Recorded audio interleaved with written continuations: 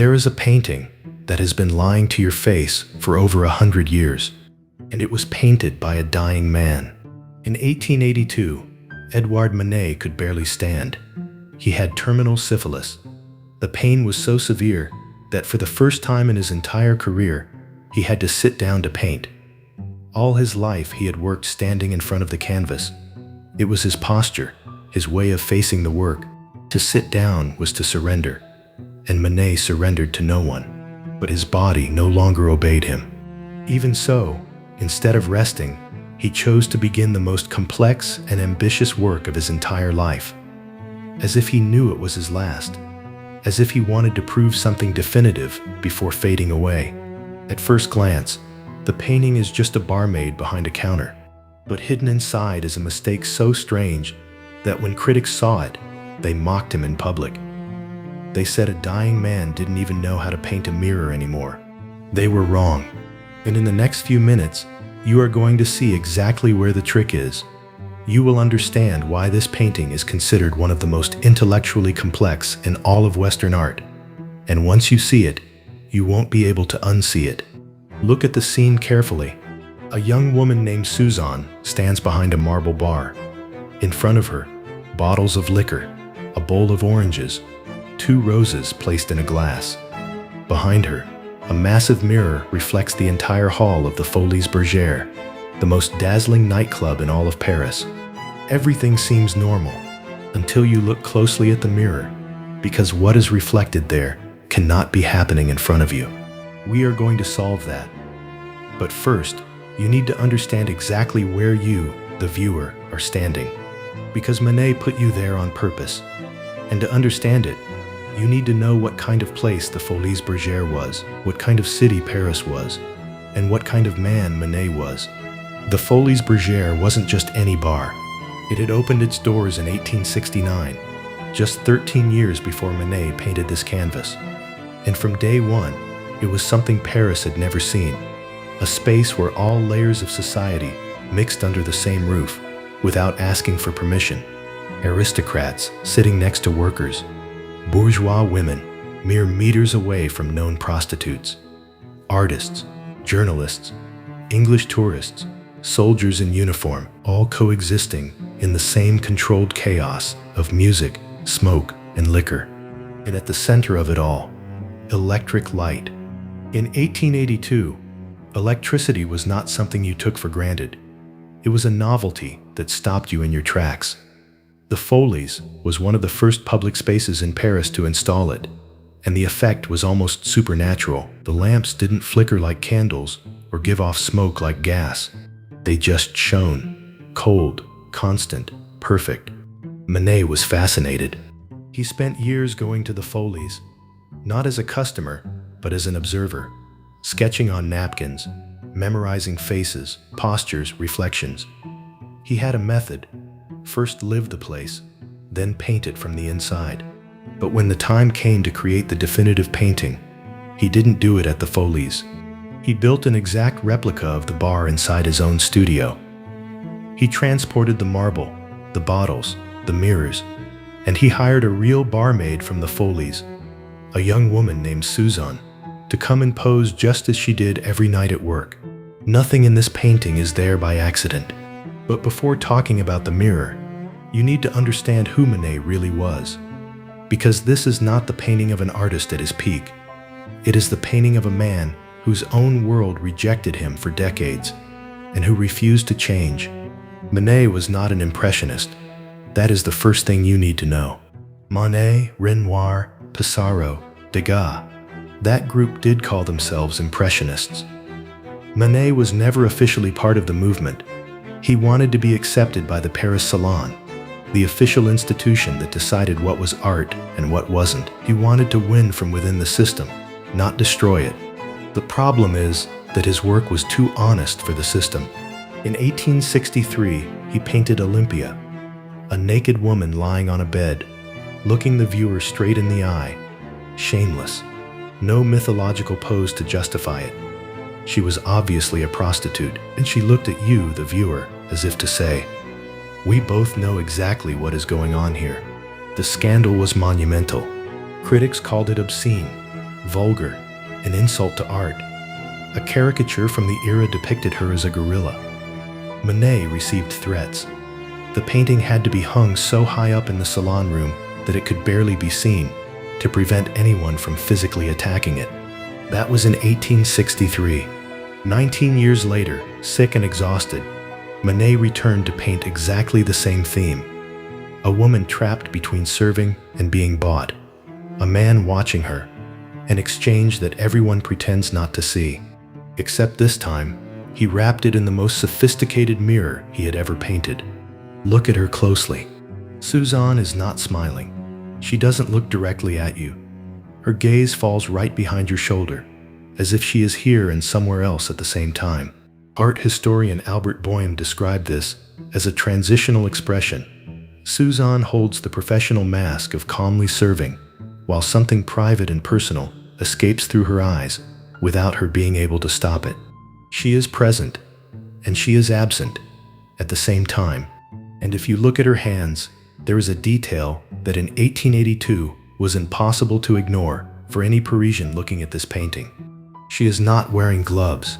In Manet's Paris, a respectable woman never went out without gloves, not even to the corner of her house. It was a sign of class as obvious as the clothes you wore or the neighborhood you lived in. Art historian Griselda Pollock points out these missing gloves as a deliberate clue. Suzanne is dressed elegantly in dark velvet with lace at the neck, but she is no aristocrat.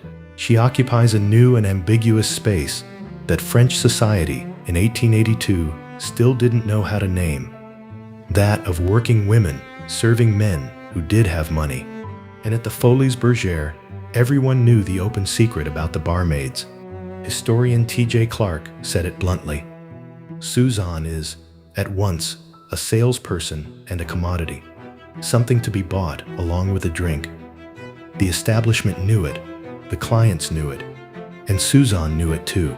The question Manet leaves open is whether she has any opinion on the matter, or if no one ever bothered to ask her. Now look at the bowl of oranges in front of her. It looks like decoration. It isn't. Since 17th century English theater, citrus fruit was directly associated with women who sold something more than fruit among the audience. They were called orange girls. The link was so well known and established that any educated person of the time recognized it immediately.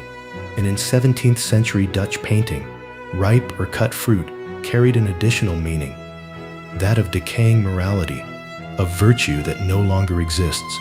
Manet knew this tradition perfectly. By placing the oranges right in front of Suzanne, he turns her into just another item on the menu, alongside the English ale, alongside the peppermint liquor. He visually catalogs her as another thing available for purchase. And I still haven't told you about the part that really broke the painting. That part is in the mirror. Look at the reflection again, carefully. The glow of the hall, the chandeliers, the blurry crowd in the background. All of that is fine. It is exactly what you would see if you were standing in front of Suzanne at the Folies. But look at her back, within the reflection. There, Suzanne appears displaced. She is not centered where she should be. She is pushed far to the right of where perspective dictates she should appear. And next to her, in that reflection, is a man in a top hat leaning forward with a very specific intensity. It is not casual. He is approaching her. He is speaking to her closely, as if he were making her a proposition. In the reflection, she leans towards him. She seems to be responding to something he said. Now look back at the real Suzanne, the one in the foreground, facing you. She is perfectly centered. She doesn't lean. She isn't responding to anyone. And the man in the top hat doesn't appear anywhere else in the painting. He is not in front of her. He does not exist in the physical space you see. He only exists in the mirror. When the painting was presented at the 1882 Salon, critics reacted with exactly the kind of cruelty reserved for those who can no longer defend themselves well. They called the perspective error a basic embarrassment. A caricature in the newspaper Le Journal Amusant portrayed it as the senile work of a man who no longer even understood how a mirror worked. They had been waiting for that moment for decades. because Manet had been their favorite enemy for nearly 20 years. They had attacked him over Olympia. They had attacked him over Le Déjeuner sur l'herbe, another painting that showed what no one wanted to see said out loud. And now, finally, it seemed he had made a grotesque technical mistake. The problem is, it wasn't a mistake. Manet had studied Velázquez's Las Meninas practically by heart. That 17th century painting uses the exact same trick, a mirror in the background that reflects what shouldn't be visible, and a perspective that turns the viewer into part of the scene. Manet knew exactly what he was doing. In the year 2000, historian Malcolm Park decided to prove it once and for all. He physically recreated the scene, the same type of mirror, same dimensions, models in the exact positions of the painting, cameras calibrated to the painting's perspective, and he found the following. The painting's perspective is geometrically correct in every detail, but only if you, the viewer, are not standing directly in front of Suzanne. You are standing to the right, significantly to the right. The man in the top hat is neither a ghost nor the mistake of a dying painter. He is a real customer, standing just outside the visible frame, in the exact spot where you would be if you had walked into the Folies that night and approached the bar. Manet did not make a perspective error. He made you an accomplice to the scene. He put you in the shoes of the man making a proposition to Suzanne. He forced you to be the customer. And at the same time, he gave you access to her real face, tired, distant, absent, looking nowhere in particular. You see both realities at the same time. The transaction in the mirror, the real woman refusing to be completely present in that transaction, and you standing right in the middle of the two. That is what no critic in 1882 could see, or perhaps didn't want to see. You've already seen the central trick, but the painting still holds more layers. Look at the top left corner, almost lost among the smoke and the movement of the hall. There are two green boots hanging from the ceiling. They are the legs of a trapeze artist, probably inspired by Leona Dare, one of the American circus stars who performed regularly at the Folies during that time. She is up in the air, free, dominating the space from above. Suzanne, on the other hand, remains nailed behind her marble bar. The contrast is so deliberate that it borders on cruel.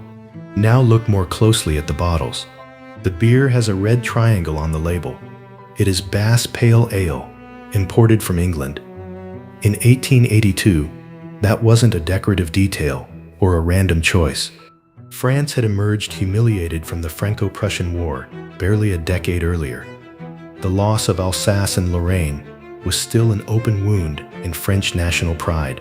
Placing English beer so prominently in the painting and completely excluding any German product was a silent but crystal clear political statement for any Parisian of the time.